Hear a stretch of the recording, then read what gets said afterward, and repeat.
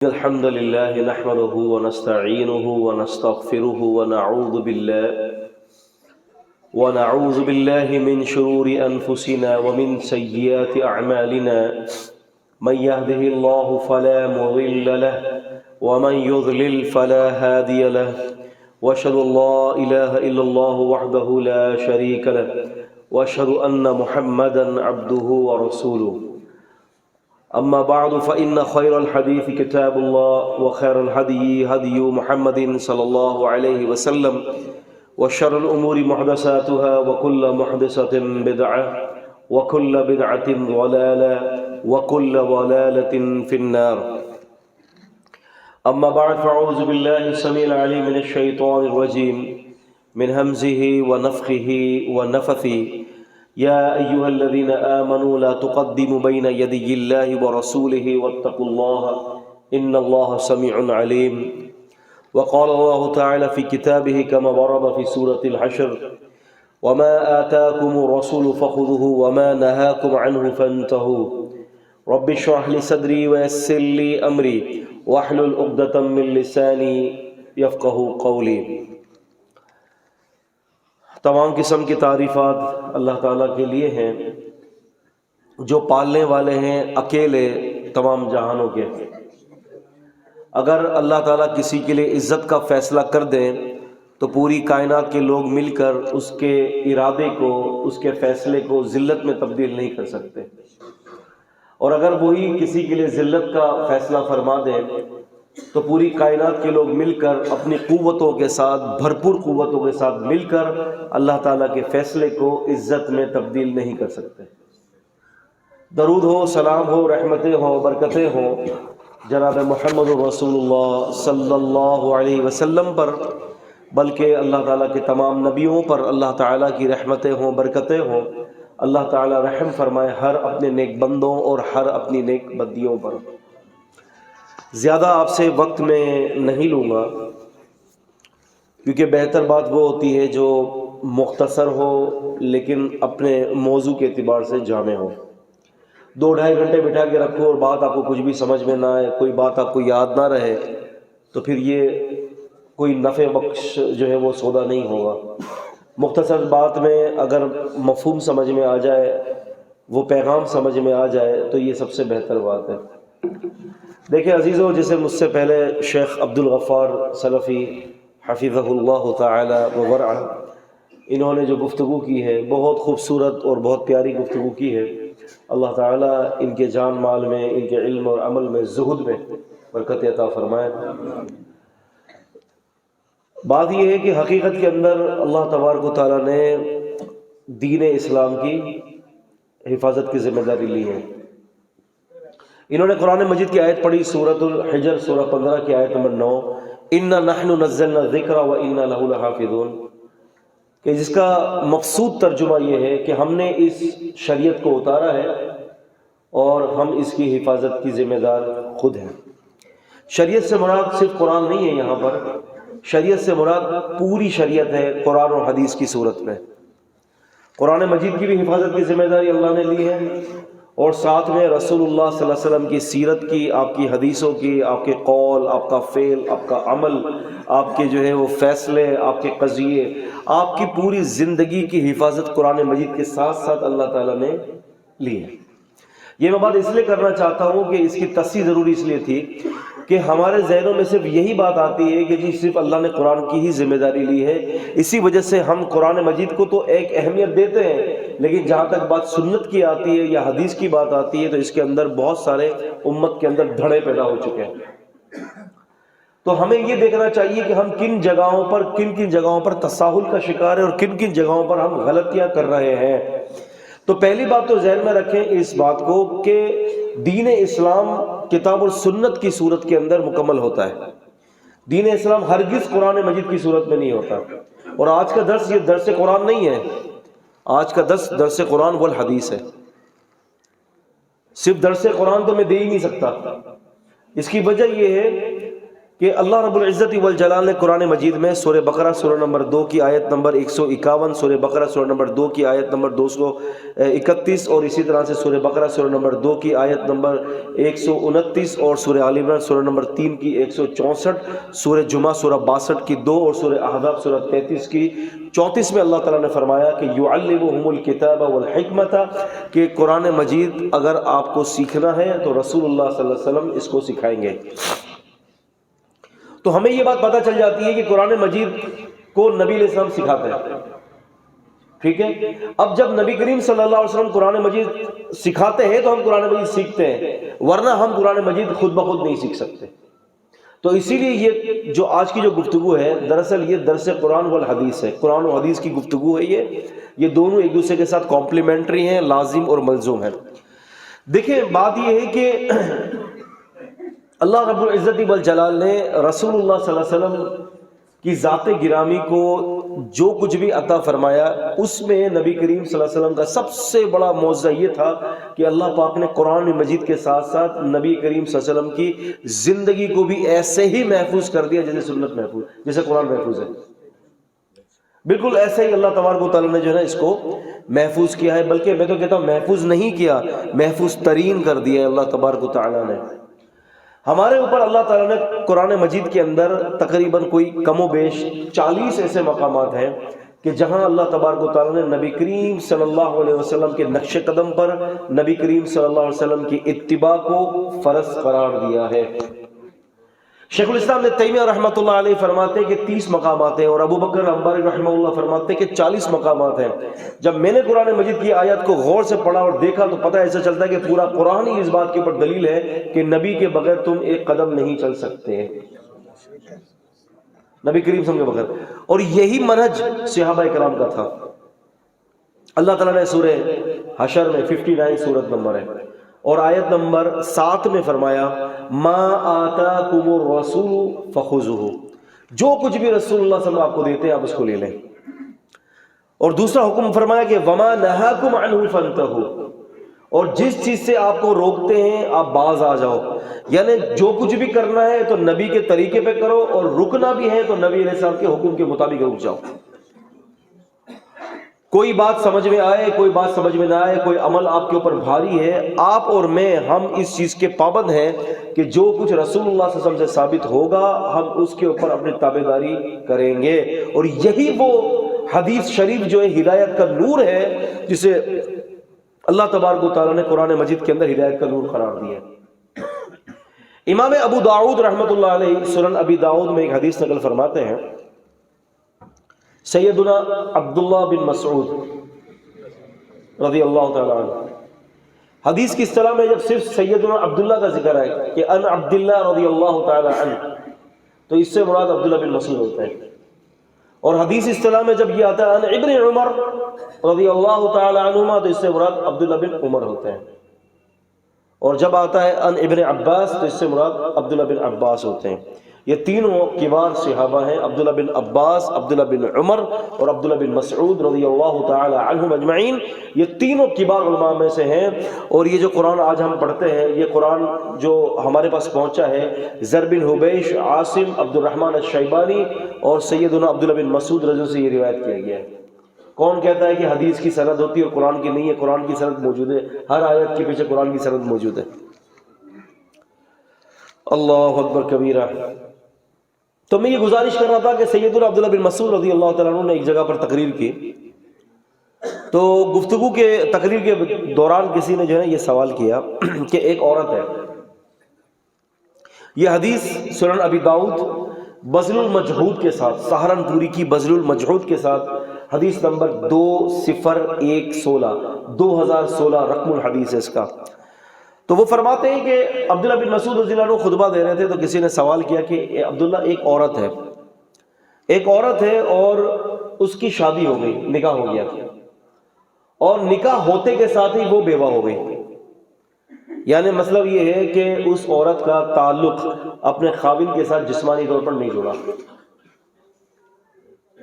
تو اب کیا وہ عورت عدت گزارے گی؟ کیا وہ عورت اس کی وراثت کے اندر شامل ہوگی؟ اور کیا اس عورت کو مہر بھی دیا جائے گا؟ مہر بھی طے نہیں ہوا تھا، نکاح پڑھایا، نکاح پڑھا کے نکاح کے مہر کی باری یا کچھ اور ہونے والا تھا، فوتگی ہو گئی۔ تو فرماتے ہیں کہ کیا یہ تینوں چیزوں میں یہ عورت شامل ہوگی؟ عبداللہ بن مسعود رضی اللہ تعالیٰ نے فرمایا کہ بھائی میرے پاس اس مسئلے کے اندر کوئی نص نہیں ہے، کوئی دلیل نہیں ہے۔ انہوں نے یہ کہا کہ یہ مسئلہ ہو چکا ہے عبداللہ، یہ مسئلہ ہو چکا ہے، اور اگر آپ فتویٰ نہیں دیں گے تو پھر یہ کہ مسائل درپیش ہوں گے، عورت بیوہ ہو چکی ہے، بیٹھی ہوئی ہے۔ سیدنا عبداللہ بن مسعود رضی اللہ عنہ نے فرمایا کہ مجھ سے یہ مسئلہ پوچھا گیا ہے اور میرے پاس قرآن و سنت سے اس کی کوئی دلیل نہیں ہے۔ ہاں اپنے اجتہاد سے میں یہ بات کہہ رہا ہوں کہ وہ عورت عدت بھی گزارے گی، اس عورت کو مہر بھی دیا جائے گا، اور وہ عورت وراثت کے اندر شامل بھی ہوگی۔ پھر کہتے ہیں کہ یہ فتویٰ میری طرف سے، اگر غلط ہو گیا تو اس کا وبال میرے کندھوں پر ہے، اس کا وبال شریعت پر نہیں ہے، شریعت کا اس پہ کوئی لینا دینا نہیں ہے۔ اور اگر صحیح نکلا، اگر یہ فتویٰ صحیح نکلا تو سمجھ لینا کہ اللہ تعالیٰ نے عبداللہ بن مسعود کے دل کے اندر حق بات کو نازل کر دیا۔ اب انہوں نے یہ فتویٰ دے دیا اور مجلس برخاست ہو گئی۔ کچھ عرصے کے بعد یہ اپنے طالب علموں کے درمیان یہ بیٹھے ہوئے تھے اور دین اسلام کی تعلیم کا سلسلہ جاری تھا، تو ایک صاحب اپنی سواری پر اتر کر آئے اور انہوں نے کہا کہ عبداللہ یہ فتویٰ آپ کی طرف سے ہوا تھا اس بیوہ عورت کے لیے؟ کہتا ہے کہ ہاں یہ فتویٰ میری طرف سے تھا، اور میں نے یہ کہا تھا کہ اگر غلط ہوگا تو ذمہ داری میرے کندھوں پر ہے، شریعت اس سے بری ہے، اور اگر یہ فتویٰ صحیح نکلا تو سمجھنا کہ اللہ تبارک و تعالیٰ نے حق بات کو میرے دل کے اندر ڈال دیا۔ تو وہ بندہ کہتا ہے کہ میں خود بھی عبداللہ بن مسعود، میں خود بھی رسول اللہ صلی اللہ علیہ وسلم کا شاگرد ہوں، آپ صلی اللہ علیہ وسلم کا صحابی ہوں، اور خوش ہو جاؤ میں اللہ کے نبی کے پاس بیٹھا ہوا تھا، ایک فلاں قبیلے کی عورت آتی ہے اور یہی مسئلہ پوچھتی ہے جو تمہارے ساتھ پوچھا گیا، اور خوش ہو جاؤ کہ اللہ کے نبی صلی اللہ علیہ وسلم نے وہی جواب دیا جو تم نے جواب دیا۔ فرفع یدیہ فکبر، اپنے دونوں ہاتھوں کو اٹھاتے ہیں اور کہتے ہیں اللہ اکبر، اے اللہ آپ کا شکر ہے کہ آپ نے عبداللہ بن مسعود کے دل کے اندر حق بات کو نازل کر دیا۔ اس حدیث سے بہت سارے فائدے حاصل ہوتے ہیں۔ اگر ہم اس کو فقہ الحدیث پر بات کریں، شرح الحدیث پر بات کریں، تو اس کے اندر بہت سارے فائدے ہیں۔ پہلی بات تو ہمیں یہ دیکھنا ہے کہ دیکھیں سیدنا عبداللہ بن مسعود رضی اللہ عنہ نے اگر اپنی رائے دی، میں سمجھتا ہوں کہ یہ رائے ان کی ذاتی نہیں ہوگی، یہ رائے محمود رائے ہوگی۔ سمجھتے ہیں رائے محمود یعنی وہ رائے ہے کہ جس کو پسند کیا جاتا ہے کہ ٹھیک ہے محمود والی رائے ہے، یہ مذموم رائے نہیں دے سکتے صحابہ مذموم رائے نہیں دے سکتے، یہ رائے محمود ہے۔ تو انہوں نے جو رائے دی تو انہوں نے صاف کہہ دیا کہ اس کا وبال میرے کندھوں پر ہوگا، شریعت اس سے بری ہے۔ لیکن آپ دیکھیں کہ اللہ تعالیٰ اپنے نیک بندوں کے دل میں کیسے القاء کرتا ہے کہ یہ بات اللہ تبارک و تعالیٰ نے ان کے دل میں القاء کر دی کہ یہ اس مسئلے کا حل یہ ہے، اور انہوں نے حدیث کو یہ سمجھ لیا کہ یہ وہ دلیل ہے جو اللہ اپنے آسمان سے اللہ تعالیٰ نازل فرماتا ہے۔ تو آپ اندازہ کر سکتے ہیں کہ صحابہ اکرام رضوان اللہ تعالی علیہم اجمعین کے درمیان جو ہے حدیث کا کتنا بڑا مقام تھا۔ آج تو ہم حدیثوں کے حوالے سے جو بڑے تذبذب کا شکار ہو جاتے ہیں نا، آج ایک ایک کر کے سنت کو چھوڑ دیتے ہیں کہ ایک بندہ کہتا ہے کہ داڑھی رکھتا ہوں، بھائی میں داڑھی نہیں رکھ رہا، کیا پورا دین اسلام داڑھی رکھنے میں ہے؟ بھائی آپ شلوار ٹخنوں سے اوپر کرو، دیکھو آپ کی لٹک رہی ہے شلوار جو ہے، تو وہ کہے گا کہ کیا پورا دین جو ہے وہ شلوار کو ٹخنے اوپر رکھنے میں پورا دین آ گیا؟ اس طرح سے ایک ایک کرتے ہوئے پورا دین ہی چھوٹ جاتا ہے ہاتھ سے۔ لیکن صحابہ اکرام رضوان اللہ تعالیٰ علیہ مجمعین کا عمل جو ہے اس کے برخلاف تھا۔ صحابہ اکرام کے کان میں جب یہ بات پہنچ جاتی تھی نا کہ اللہ کے نبی صلی اللہ علیہ وسلم کا کسی چیز کا حکم ہے یا یہ نبی پاک صلی اللہ علیہ وسلم کی سنت ہے، تو وہ جان نچھاور کر دیتے تھے سنت کے پیچھے۔ علامہ حروی رحمۃ اللہ علیہ نے اپنی کتاب ضم الکلام کے اندر، ضم الکلام و اہلہ کے اندر علامہ حروی رحمہ اللہ نے ایک واقعہ نقل کیا ہے۔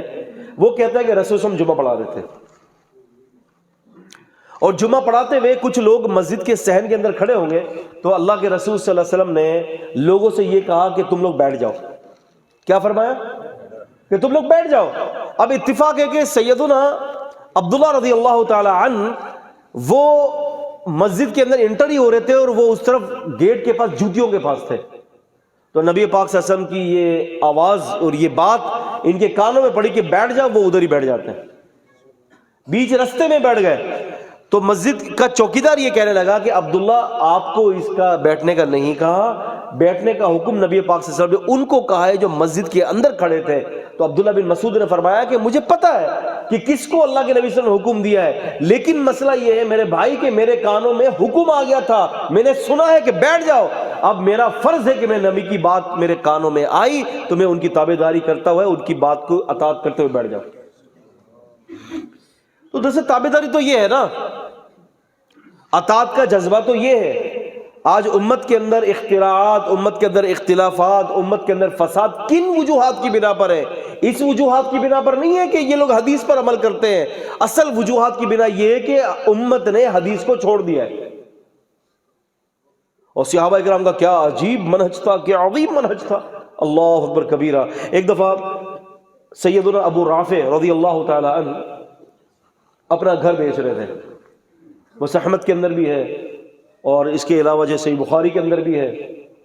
سیدنا ابو رافع رضی اللہ تعالیٰ عنہ اپنا گھر بیچ رہے تھے اور 500 درہم کا انہوں نے آواز لگا دی کہ 500 درہم کے اندر اپنا گھر بیچوں گا۔ اب ان کے پڑوسی تھے سیدنا سعد بن ابی وقاص رضی اللہ تعالیٰ عنہ، وہ ان کے پاس جاتے ہیں، کہا کہ ابو رافع میں نے سنا ہے گھر بیچ رہے ہو؟ کہا کہ ہاں۔ کہا کتنے کا بیچ رہے ہو؟ کہا کہ 500۔ کہا کہ بھائی یہ گھر مجھے دے دو، 400 دوں گا، اور وہ بھی یکمش نہیں ہے، اپنے حساب سے آرام سے دیتا رہوں گا۔ میں کہا یار یہ عجیب بات ہے، یار گھر میں بیچ رہا ہوں، مجھے نہیں دینا آپ کو؟ تو سعد بن ابی وقاص نے فرمایا کہ ابو رافع گھر تو تم مجھے ہی دو گے۔ کیا کہا؟ گھر تو تم مجھے ہی دو گے، کسی اور کو دے ہی نہیں سکتے۔ کہا کہ یار کیسی باتیں کر رہے ہو بھائی، ایک تو تم 500 کی جگہ 400 میں دے رہے ہو، اور پھر 400 کی جگہ پہ اس کو توڑ کے پیسے دے رہے ہو، انسٹالمنٹ پہ مجھ سے لے رہے ہو۔ بولے نہیں میں نہیں۔ کہا کہ ابو رافع آپ کو تو دینا پڑے گا مجھے۔ تو کہا کہ بھائی کیوں دینا پڑے گا، وجہ کیا دینے کی؟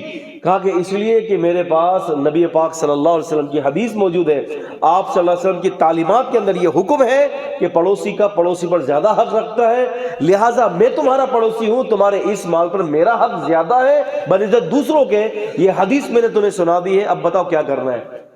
اللہ اکبر۔ ابو رافع نے کہا رضی اللہ تعالیٰ عنہ کہ بھائی تم نے جب نبی پاک کی حدیث سنا دی تو اب کچھ بچتا نہیں ہے، جاؤ 400 کا لے لو اور جب آئے تب دے دینا۔ دیکھیں یہ اطاعت ہوتی ہے، یہ اطاعت ہے، اس کو کہتے ہیں شرعی تقاضے کے مطابق، یہ ہے اطاعت۔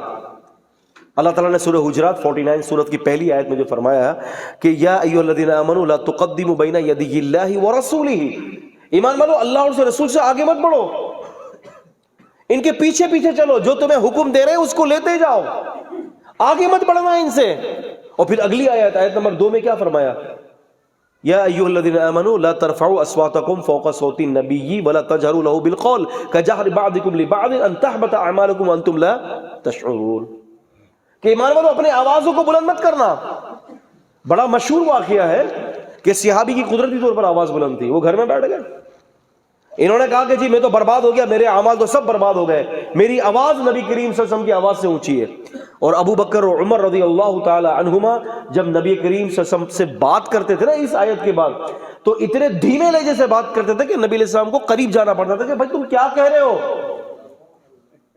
اتنے آداب کے تقاضے تھے۔ اب آیت کریمہ کے اندر طریقہ استدلال دیکھیں، آیت کا شان نزول تو آپ کو سمجھ میں آ گیا، آیت کا مفہوم بھی آپ کو سمجھ میں آ گیا، ترجمہ بھی آ گیا، اب طریقہ استدلال کیا ہے؟ اب طریقہ استدلال یہ ہے کہ آیت کریمہ کے اندر فرمایا گیا کہ اگر نبی کی آواز سے تمہاری آواز بلند ہوگی تو تمہارے اعمال برباد کر دیے جائیں گے۔ اندازہ کر لیجئے اگر کسی کا عمل نبی کے عمل سے آگے بڑھ گیا، اس نے وہ کام کر لیا جو نبی نے نہیں کیا، تو وہاں تو عمل برباد تھے، یہاں اللہ تعالیٰ اس بندے کو بھی برباد کر دے گا۔ یہ طریقہ استنباط ہے آیت کریمہ سے، یہ طریقہ استنباط ہے۔ تو رسول اللہ صلی اللہ علیہ وسلم کی ذات کے حوالے سے قرآن مجید نے صاف طور پر کہہ دیا۔ آج ہمارے اختلافات، آج ہمارے درمیان جو بھی جھگڑے ہیں، فسادات ہیں، اپنے اپنے مذاہب کے اعتبار سے اس کو حل کرنے کی کوشش کرتے ہیں. میں امام ابو حنیفہ علیہ رحمہ کا پابند ہوں، میں ان کا جو ہے وہ مقلد ہوں، تو ہے وہ نحن المقلدون، ہم تو مقلد ہیں. وعلینا تقلید، کہ ہمارے اوپر جو ہے وہ تقلید لازم ہے، تو ہم اپنے امام کی تقلید کریں گے. کوئی امام شافعی کے بارے میں کہتا ہے، کوئی امام مالک کے بارے میں کہتا ہے.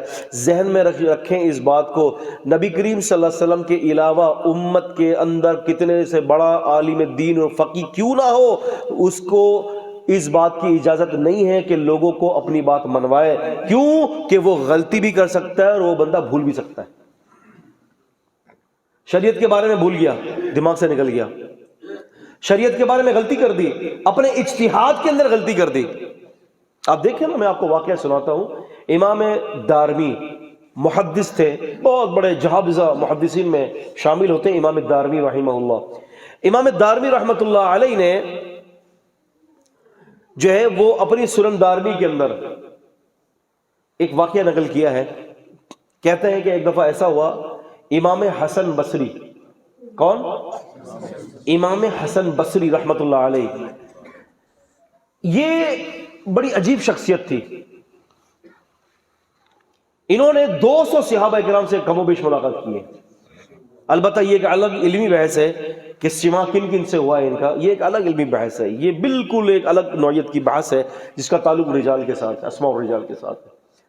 لیکن 200 کے قریب لگ بھگ صحابہ کرام سے انہوں نے ان کو دیکھا ہے. صحابہ کرام کو اتنے بڑے جو ہے تابعی تھے، لیکن ان سے بڑا مقام جو ہے ابن المسیب کا ہے اور اویس کرنی کا ہے.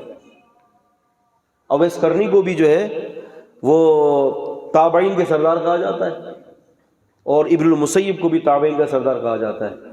اب دیکھا جائے تو دونوں کو تابعین کا سردار کہا جاتا ہے. ان دونوں میں تھوڑا سا فرق ہے، میں وہ بتا دوں آپ کو کیا فرق ہے. فرق یہ ہے کہ علم حدیث کے اندر ابن المسیب اویس کرنی سے بڑے امام ہیں، اور عمل کے اعتبار سے اویس کرنی ابن المسیب سے بڑے امام ہیں. یہ اس میں تطبیق ہے. خیر، ایسا نہ ہو کہ پھر ہم اسماء الرجال کی طرف چل دیں. تو وہ فرماتے ہیں امام دارمی رحمۃ اللہ علیہ کہ حسن بصری رحمۃ اللہ علیہ تقریر کر رہے تھے، اور کسی نے پوچھا کہ حسن یہ بتائیے رحمہ اللہ، ایک امام ہے اور ایک مقتدی ہے. کتنا؟ ایک امام ہے اور ایک مقتدی ہے، بتائیے یہ کہ امام کہاں کھڑا رہے گا اور مقتدی کہاں کھڑا رہے گا. حسن بصری رحمہ اللہ فرمانے لگے کہ بھئی بات یہ ہے کہ میرے خیال سے اجتہاد کی صورت میری یہ بنتی ہے کہ امام افضل ہے نا. نبی کریم صلی اللہ علیہ وسلم نے فرمایا کہ آپ میں امام وہ بنے کہ جو قرآن کا زیادہ عالم ہو. یعنی شیخ ابن باز اور شیخ البانی جمع ہو گئے تھے، پتہ ہے آپ کو؟ شیخ صاحب بیت اللہ میں جمع ہو گئے تھے، خانہ کعبہ میں. تو ابن باز رحمہ اللہ نے فرمایا کہ آپ نماز پڑھائیں، انت امامنا، آپ ہمارے امام ہیں. اب شیخ البانی فرما رہے ہیں ابن باز کو کہ بھئی آپ نماز پڑھائیں، انت امامنا، آپ ہمارے امام ہیں. وہ کہتے کہ نہیں آپ امام ہیں، وہ کہتے ہیں آپ امام ہیں. ابن باز نے فرمایا کہ فی القرآن انتم ونحن سواء ولکن انت فی الحدیث امامنا، کہتے ہیں کہ ہم قرآن مجید میں سب برابر ہیں علوم کے اعتبار سے، اس کے حفظ کے اعتبار سے، لیکن حدیث کے اندر تو شیخ البانی آپ ہی ہمارے امام ہیں نا، تو لہٰذا آپ ہی آگے بڑھیں. اللہ اکبر. یہ باتیں بڑی میٹھی قسم کی باتیں ہوتی ہیں، بڑا اچھا لگتا ہے من کو اس قسم کی باتیں کرنا میں. کتنا ادب اور احترام تھا، دیکھیں آپ ہیں. اللہ اکبر کبیرہ. خطیب بغدادی نے آداب السامع اور اس قسم کی جو الفقی والمتفقی اور الکفایہ کے اندر اور دیگر کتابوں کے اندر ایسے بڑے اچھے اچھے واقعات مل جاتے ہیں، اور بھی بہت ساری کتابیں اس حوالے سے لکھی گئی ہیں. تو فرمانے لگا مسئلہ یہ تھا کہ حسن بصری نے کہنے لگا کہ ایک امام ہے اور ایک مقتدی ہے، امام کہاں کھڑا رہے گا اور مقتدی کہاں کھڑا رہے گا. تو فرمانے لگے کہ جی امام افضل ہے، اور دائیں طرف جو ہے وہ بائیں طرف سے زیادہ افضل ہے. اب اگر ایک امام ہے اور ایک مقتدی ہے تو امام دائیں طرف کھڑا رہے گا اور مقتدی بائیں طرف. انہوں نے فتویٰ دے دیا. اتفاق دیکھیں کہ وہاں پر ایک عورت تھی، وہاں پر ایک عورت تھی. اس عورت نے وہاں پر یہ چٹ لکھ کر بھیجا، کہا کہ حسن بصری فتویٰ آپ کا غلط ہے. اللہ اکبر، سبحان اللہ. کیا کہا؟ حسن بصری آپ کا یہ فتویٰ غلط ہے.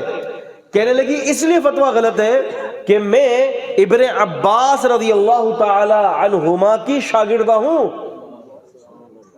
میں نے علم دین ابن عباس سے حاصل کیا ہے۔ خواتین نے بھی کیا کیا کردار ادا کیا ہے۔ عربی کے اندر ایک کتاب ہے جو عرب سے چھپی ہے، عنایت النساء کے نام سے جو ہے یہ کتاب چھپی ہے، اس کو پڑھنے کے لائق ہے کہ عورتوں نے کیا کیا کام کیا اور کس کس طرح جو ہے وہ حدیث کی، قرآن مجید کی اور حدیث کی خدمت کی ہے۔ بلکہ میں آپ کو ایک بڑی پیاری بات بتاؤں، یہ ابن حجر الاسقلانی کی ایک کتاب ہے الدرر الکامنہ، الدرر الکامنہ، جو 8ویں صدی ہجری کے رجال کے انہوں نے جمع کیا۔ انہوں نے وہاں پر لکھا ہے کہ امام احمد بن حنبل رحمۃ اللہ علیہ جو امام اہل السنہ تھے، ان کی کئی زیادہ استاد ایسے بھی ہیں جو خواتین ہیں، استانیہ ہیں۔ آپ نہیں دیکھا امی عائشہ رضی اللہ عنہا استانی تھی، بڑے بڑے صحابہ کرام آ کے سیکھتے تھے دین، ہے خیر۔ تو فرمانے لگی کہ میں ابن عباس رضی اللہ تعالی عنہما کی شاگردہ ہوں، اور میں نے ان سے یہ مسئلہ پوچھا تھا جو آپ سے مسئلہ آیا تھا کہ امام ایک ہے، مقتدی ایک ہے، امام کہاں کھڑا رہے گا، مقتدی کہاں کھڑا رہے گا۔ ابن عباس نے بھی یہ جواب دیا کہ دائیں طرف امام ہوگا، بائیں طرف ہو۔ لیکن کہتے ہیں کہ میں ایک دفعہ پھر ابن عباس فرماتے ہیں کہ میں پھر گیا رسول صلی اللہ علیہ وسلم کے گھر پہ، کہتے ہیں کہ فی بیتی خالتی میمونہ رضی اللہ عنہا، اپنی خالہ میمونہ رضی اللہ عنہا، ام المؤمنین میمونہ رضی اللہ عنہا سیدنا ابن عباس کی سگی خالہ تھی۔ تو فرماتے ہیں کہ بتو، میں نے رات گزاری امی میمونہ رضی اللہ عنہا کے گھر، انہوں نے اپنی خالہ کے گھر رات گزاری۔ کہتے ہیں کہ میں نا لیٹا تو پھر اللہ کے رسول رات کو اٹھے، اور آپ صلی اللہ علیہ وسلم اٹھے تو میں بھی اٹھ گیا۔ جیسے جیسے اللہ کے رسول کرتے گئے، اللہ کے رسول صلی اللہ علیہ وسلم نے جو ہے وہ اٹھنے کے بعد جو ہے آسمان کی طرف منہ کر کے آل عمران کی آیتیں پڑھی، میں نے بھی پڑھ لی۔ اس سے پتہ چلا بغیر وضو کے قرآن پڑھا جا سکتا ہے۔ پھر فرماتے ہیں کہ میں نے دیکھا کہ اللہ کے رسول لٹکا ہوا تھا مشگیزہ، اس میں وضو کیا، میں نے بھی وضو کیا۔ پھر اس کے بعد وہ فرمانے لگے کہ اللہ کے رسول صلی اللہ علیہ وسلم رات کی نماز کے لیے کھڑے ہو گئے، رات کی نماز کے لیے کھڑے ہو گئے۔ تو کہتے ہیں کہ جب رات کی نماز کے لیے اللہ کے رسول کھڑے ہوئے تو میں یہی سوچ کی وجہ سے کہ امام افضل ہوتا ہے اور مقتدی غیر افضل ہوتا ہے، امام دائیں طرف اور مقتدی بائیں طرف، تو میں نبی پاک صلی اللہ علیہ وسلم کے بائیں طرف پہلو میں اگر کھڑا ہو گیا تو اللہ کے رسول نے میرے سر کو پکڑ کے مجھے دائیں طرف کر دیا۔ وہ عورت کہتی ہے حسن بصری، یہ حدیث اس بات کی دلیل مہیا کرتی ہے کہ تمہاری اور میری عقل نہیں چلے گی شریعت کے اندر، شریعت میں وہ کچھ چلے گا جو نبی پاک نے بتایا صلی اللہ علیہ وسلم۔ اب آپ دیکھیں اتنا بڑا مجتہد کتنی بڑی خطا کر گیا۔ ابن عباس رضی اللہ تعالی عنہما تو ان سے بڑے مجتہد تھے۔ اللہم علمہ الکتاب، اے اللہ ان کو کتاب سکھا دیجئے۔ نبی پاک نے دعا دی نا، اللہم علمہ الکتاب، اے اللہ ان کو کتاب سکھا دیجئے۔ جس کے لیے نبی صلی اللہ علیہ وسلم نے دعا کی وہ بھی خطا سے اور اجتہادی خطا سے بچ نہیں سکا۔ دراصل یہاں پر اللہ نے فرق کیا ہے نبوت نبی اور غیر نبی میں۔ نبی کریم صلی اللہ علیہ وسلم جو ہے اپنے اجتہادات کے اندر زبردست ہوتا ہے۔ نبی کریم صلی اللہ علیہ وسلم اپنے فیصلوں میں کبھی غلطی کا شکار نہیں ہوتے، کیونکہ نجم کی 53 کی سورت کے 3 اور 4 میں فرما دیا ما ينطق عن الهوى ان هو الا وحی یوحى، کہ محمد صلی اللہ علیہ وسلم اپنی طرف سے کوئی بات نہیں کہتے تب تک جب تک کہ اللہ تعالیٰ وحی نازل نہ کر دے۔ میں نے ایک روایت پڑھی تھی، بڑی مجھے پیاری لگی، اس حدیث کے تحت کہ اللہ تعالیٰ میرے چہرے کو خوش و خرم رکھے دنیا اور آخرت میں، تو میں آپ کو سناتا ہوں۔ امام حاکم رحمۃ اللہ علیہ نے المستدرک کے اندر ذکر فرمایا ہے، کہتے ہیں کہ ایک شخص نبی علیہ السلام کے پاس آئے، انہوں نے کہا کہ اللہ کے وسلم زمین پر کون سی جگہ افضل ہے اور کون سی جگہ شر والی ہے، بتا دیجئے۔ آپ نے فرمایا نہیں پتا مجھے۔ کیا فرما دیا؟ مجھے نہیں پتا۔ پتا چلا کہ عالم کے اوپر یہ واجب ہے کہ جب کسی مسئلے کا علم نہ ہو تو لوگوں کو چورن نہ دے، لوگوں کو کلیئر بتا دے کہ مجھے اس بات کا علم نہیں ہے۔ عالم آن لائن کے اندر جس طرح سے آپ کو پتا ہے نا پڑیاں رکھی ہوئی ہوتی ہیں چورنوں کی، انہوں نے وہ دیتے جاتے ہیں اور گمراہ کرتے جاتے ہیں، خود بھی گمراہ ہو رہے ہیں اور دیگر لوگوں کو بھی گمراہ کر رہے ہیں عجیب قسم کے فتوے دے کر۔ نبی پاک کی شان مبارکہ دیکھیں کہ نبی کریم صلی اللہ علیہ وسلم فرمائے کہ مجھے نہیں پتا۔ اللہ کے رسول فرماتے ہیں کہ جب میری ملاقات جبریل سے ہوئی تو میں نے جبریل کو کہا کہ جبریل مجھے یہ بتائیے کہ زمین پر سب سے بہتر جگہ کون سی ہے اور سب سے بری جگہ کون سی ہے؟ جبریل امین نے کہا کہ اللہ کے رسول مجھے بھی نہیں پتا۔ پتہ چلا دونوں برگیزہ بندوں نے یہ بتا دیا کہ ہم عالم الغیب نہیں ہیں. اللہ اکبر. جبریل امین نے کہا کہ اللہ کے رسول میں ایک کام کرتا ہوں, اللہ تعالیٰ سے پوچھ کے آتا ہوں. وہاں جا کر گئے, اللہ تعالیٰ سے پوچھا کہ اے میرے اللہ, زمین پر بہتر جگہیں کون سی ہیں اور بری جگہیں کون سی ہیں؟ اللہ پاک نے وہی اتار دی کہ اے جبریل بتا دو نبی کریم صلی اللہ علیہ وسلم کو کہ زمین میں سب سے بہترین جگہ ہیں مسجدیں ہیں اور سب سے بدترین جگہ ہیں بازار ہیں. نبی کریم صلی اللہ علیہ وسلم کو آ کے بتایا کہ کہا کہ اللہ کے وسلم مجھے اللہ نے بتا دیا ہے, اور اللہ کے نبی نے اس صحابی کو بلایا اور فرمایا کہ اللہ نے مجھے بتا دیا ہے بدترین جگہیں بازار ہیں اور بہترین جگہیں مسجدیں. کیا سمجھے؟ تو اب آپ اندازہ کریں کہ رسول اللہ صلی اللہ علیہ وسلم کو اسی لیے تو اللہ تعالیٰ نے فرمایا نا کہ زبان مبارک سے حق کے سوا کچھ نہیں نکلتا. عبداللہ بن عمر نے کہا تھا نبی علیہ السلام سے حدیث کے حوالے سے کہ اگر آپ غصے کی کیفیت میں ہو تو میں کیا کروں؟ تو نبی صلی اللہ علیہ وسلم نے کیا فرمایا تھا کہ اکتب والذی نفسی بیدہ ما یخرج منہ الا حق. عبداللہ بن عمر ابن عاص کو فرمایا میری ساری باتیں لکھ لیا کر, اس ذات کی قسم جس کے ہاتھ میں میری جان ہے, میری زبان سے حق کے سوا کبھی بھی کچھ نہیں نکلتا.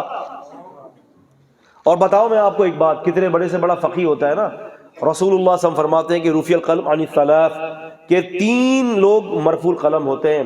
عن النائم, سونے والا یہاں تک کہ وہ جاگ نہ جائے, دیوانہ جب تک کہ اس کی عقل نہ آ جائے, بچہ جب تک کہ وہ جوان نہ ہو جائے. یہ 3 مرفوع قلم ہے. اگر کوئی بندہ سو رہا ہوتا ہے نا تو وہ مرفوع قلم ہوتا ہے. اگر کفر بھی بک دے گا تو گناہ نہیں ہے اس کے اوپر کچھ بھی. اللہ اکبر کبیرہ. لیکن نبی پاک صلی اللہ علیہ وسلم کی ذات کے بارے میں تو فرشتوں نے آ کر کہا تھا کہ یہ تو ایک ایسی عجیب شخصیت ہے کہ جب یہ سو رہے ہوتے ہیں نا تو ان کی دونوں آنکھیں تو سو رہی ہوتی ہیں لیکن القلب یقظان, لیکن ان کا دل مبارک جاگ رہا ہوتا ہے. اب اس سے ہمیں ایک نتیجہ, یہ جو طریقہ استدلال یہ ملتا ہے کہ اللہ کے رسول صلی اللہ علیہ وسلم اگر سوتے ہوئے بھی, نیند کی حالت میں بھی کوئی حرکت کریں گے تو امت کے اوپر یہ بتا دیا اللہ نے کہ تم اس چیز کو بھی اپنا لو کیونکہ وہ چیز بھی اللہ کی حفاظت کے اندر ہے. تو میں آپ سے یہی گزارش کر رہا ہوں کہ اس سنت کا عجیب مقام ہے. آپ کے فیصلے ہوں, آپ کی چپکلشیں ہوں, آپ کے فسادات ہوں, آپ کے جھگڑے ہوں, قرآن مجید نے فرمایا سورہ نساء سورہ 4 کی آیت نمبر 65 میں فلا وربک لا یؤمنون حتی یحکموک فیما شجر بینہم ثم لا یجدوا فی انفسہم حرجا مما قضیت ویسلموا تسلیما. تیرے رب کی قسم اے نبی صلی اللہ علیہ وسلم, کوئی شخص اس وقت تک مسلمان نہیں ہو سکتا جب تک کہ آپ کو فیصل نہ بنا لے, اور جو آپ فیصلہ دے دیں اس کو تہ دل سے قبول نہ کر لے, تب تک کوئی شخص مسلمان نہیں ہو سکتا, ہو ہی نہیں سکتا مسلمان. امام دارقطنی رحمۃ اللہ علیہ ایک بڑا پیارا واقعہ نقل کرتے ہیں. بس میں اپنی بات کو میں مکمل کرنے جا رہا ہوں. یہ تو بڑی تفصیلی بحث ہے, یہ تو اتنے واقعات ہیں کہ میں سناتا رہوں گا اور آپ سنتے رہیں گے. تو ہمیں سننی صرف نہیں بننا, ہمیں محقق بننا ہے تاکہ بات کو ہم یاد بھی کر سکیں, میمورائزیشن آف نالج کر سکیں. صرف سن کے سننی ہم نے نہیں بننا انشاءاللہ, ٹھیک نا. امام دارقطنی رحمۃ اللہ علیہ سنن دارقطنی کے اندر حدیث نقل فرماتے ہیں کتاب البیع کے اندر, اور حدیث کا نمبر ہے 40,047. وہ فرماتے ہیں کہ ایسا ہوا کہ ایک آدمی اپنا گھوڑا لے کر آیا, ایک آدمی اپنا گھوڑا فروخت کرنے کے لیے آیا, اور ایک آدمی اپنا غلام آیا فروخت کرنے کے لیے. اب جس کے پاس جو ہے وہ غلام تھا نا, اس نے اس بندے کو کہا, جس کے پاس جو ہے وہ گھوڑا تھا, تو اس نے کہا جس کے پاس غلام تھا کہ یار تو ایک کام کرتے ہیں کہ میرا گھوڑا تم لے لو. جس کا غلام تھا اس نے کہا کہ میرا غلام جو تم لے لو, گھوڑا مجھے دے دو. اب انہوں نے کیا کیا کہ گھوڑا اور غلام کا تبادلہ کر دیا. اب جو غلام لے کر آیا تھا وہ بھی اس نے اس کو دے دیا گھوڑے کے عوض, اور جو گھوڑا لے کر آیا تھا غلام کے عوض اس نے اس کو دے دیا. یعنی گھوڑے والے نے کہا کہ بھائی یہ غلام اچھا لگ رہا ہے, میرا گھوڑا تم لے لو, اپنا غلام مجھے دے دو. اب گھوڑے کی تو خدمت کرنی پڑتی ہے نا, اور غلام تو خدمت کرتا ہے, یہ بینیفٹ ہے نا. تو اس نے کیا کیا کہ اپنا گھوڑا اس کو دے دیا اور غلام اسے لے کر گھر پر آ گیا. اب غلام تو کیا سر پھرا غلام تھا, آقا بن کر بیٹھ گیا اس کے سر پر, پریشان ہو گیا کہ یار یہ کیا مصیبت گلے میں بڑھا لی میں نے. دوسرے دن جاتا ہے اور اس کو بلاتا ہے, وہ بولا بھائی اپنا غلام واپس لو, مجھے میرا گھوڑا واپس کرو. وہ کہتا ہے بھائی کون سا گھوڑا کون سا غلام, سودا تو کل ہو چکا ہے. کہا کہ نہیں بھائی نہیں, مجھے تو چاہیے ہی نہیں تمہارا غلام, یہ تو عجیب قسم کا بھائی, عجیب طبیعت کا آدمی ہے, اس کو رکھو بھائی, مجھے میرا گھوڑا دو, میرے لیے تو میرا گھوڑا ہی بہتر تھا. اب یہ دونوں کے درمیان اختلاف ہوا کیا ہوا؟ اختلاف ہوا. کوئی ایک صاحب وہاں سے گزر رہے تھے, کہا کہ بھائی کیا بات ہے, کیوں جھگڑ رہے ہو؟ کہا کہ بھائی یہ مسئلہ ہے. کہا کہ جھگڑو نہیں, دیکھو دور ایک شخص نظر آ رہا ہے بیٹھا ہوا. کہا کہ ہاں بیٹھا ہوا نظر آ رہا ہے. کہا کہ ان کے پاس چلے جاؤ, وہ نبی کریم صلی اللہ علیہ وسلم کے صحابی ہیں سیدنا ابو محذورہ رضی اللہ تعالی عنہ, ان کے پاس چلے جاؤ, اپنا مسئلہ بتاؤ. ہو سکتا ہے کہ ان کے پاس کوئی ایسی دلیل ہو, کوئی ایسی قرآن یا کی آیت یا حدیث ہو جو وہ تمہارے درمیان فیصلہ کر دے. جب چلے جاؤ ان کے پاس. اس سے تو ایک اور طریقہ استدلال پتہ چلا, ایک اور بات پتہ چلی. وہ کیا ہے کہ جب بھی کوئی مسئلہ ہو جائے نا تو اصل جگہ کی طرف رجوع کرنا چاہیے, نقل کی طرف رجوع نہیں کرنا چاہیے. غسل کے مسئلوں کے لیے بہار شریعت نہیں دیکھنی چاہیے, فتاوی عالمگیر نہیں دیکھنی چاہیے, فضیلتوں کے مسئلے کے لیے جو ہے وہ فضائل اعمال نہیں دیکھنی چاہیے, بلکہ ہمیں ڈائریکٹ کتاب اور سنت کی طرف رجوع کرنا چاہیے. یہ طریقہ استدلال ہے. یہ مسئلہ یہاں سے اخذ ہو رہا ہے. کیا سمجھے؟ اللہ اکبر. اصل کی طرف رجوع کیا نا, صحابی اصل ہے, کیونکہ یہ نبی علیہ السلام کے شاگرد ہیں. اب یہ دونوں گئے, انہوں نے اپنا واقعہ نبی کریم صحابی کو ابو محذورہ رضی اللہ تعالیٰ کو سنایا. انہوں نے کہا کہ ہاں میرے پاس ایک حدیث ہے, ایک ہی حدیث ہے, درجنوں نہیں ہے. ہم لوگ یہاں مناظرے کرتے ہیں تو یہاں سے لے کر وہاں تک کتابوں کے ڈھیر ہوتے ہیں, ہزاروں قسم کی حدیثیں لکھی ہوتی ہیں, ادھر بھی اور ادھر بھی. یہ کہتا ہے کہ میں نے نہیں ماننی, وہ کہتا ہے میں نے نہیں ماننی. جب وہ کہتا ہے قال رسول اللہ تو ایسا لگ رہا ہے کہ یہ میرا نبی نہیں ہے بھائی جو یہ کوٹ کر رہا ہے, اور جو ادھر والا کوٹ کر رہا ہے وہ کہتا ہے یہ بھی میرا نبی نہیں ہے, میرا نبی وہی جو میرے مسلک کی کتابوں میں لکھا ہوا ہے. یہ ہے چور نجی قسم کی باتیں بھائی. میں حقیقت سے پردہ اٹھا رہا ہوں میں آپ کو. لیکن ابو محذورہ نے فرمایا کہ میرے پاس تو حدیث موجود ہے, لیکن حدیث بیان کرنے سے پہلے میں شرط یہ عائد کرتا ہوں کہ کیا تم اللہ کے نبی صلی اللہ علیہ وسلم کے قضیے کو, آپ کے فیصلے کو قبول کرو گے جو میں حدیث سناؤں گا؟ قال نعم. ان دونوں نے کہا کہ کیوں نہیں حضرت, آپ حدیث تو سنائیں, ہم اللہ کے نبی کی حدیث کے اوپر عمل پیرا ہو جائیں گے. سیدنا ابو محذورہ رضی اللہ تعالیٰ عنہ نے فرمایا انی سمعت النبی صلی اللہ علیہ وسلم قال, میں نے اللہ کے نبی صلی اللہ علیہ وسلم سے سنا ہے, آپ نے فرمایا البیعانی بالخیار ما لم یتفرقا, کہ لینے والا اور دینے والا ان دونوں کے درمیان جو ہے اختیار اس وقت تک باقی رہے گا جب تک کہ ان دونوں میں جدائی نہ ہو. تو لہٰذا میں سمجھتا ہوں کہ تمہارے درمیان جدائی ہو چکی ہے, اب اختیار باقی نہیں رہا. فیصلہ ہو گیا. ہاں اللہ یہ کہ کوئی اگر معاف کرنا چاہے تو وہ ایک الگ بات ہے, کہ اگر کوئی کسی کے لیے درگزر کا معاملہ کرے تو یہ تو ایک بڑی فضیلت کی بات ہے.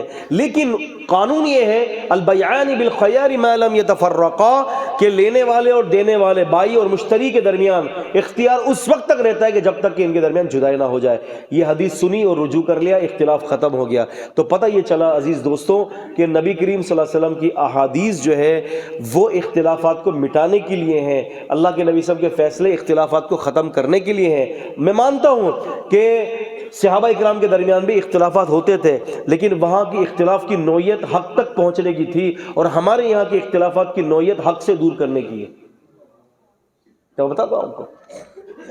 تو لہٰذا مختصر سی بات یہی ہے کہ اللہ کے رسول صلی اللہ علیہ وسلم کا طریقہ, آپ کا فرمان, آپ کی حدیثیں قیامت تک کی امت کے لیے حجت ہے. اگر کوئی آپ کو اس سے گمراہ کر دیتا ہے تو سمجھ لے کہ وہ شخص جو ہے خود ملحد ہے, اس کا اسلام کے ساتھ کوئی تعلق نہیں ہے.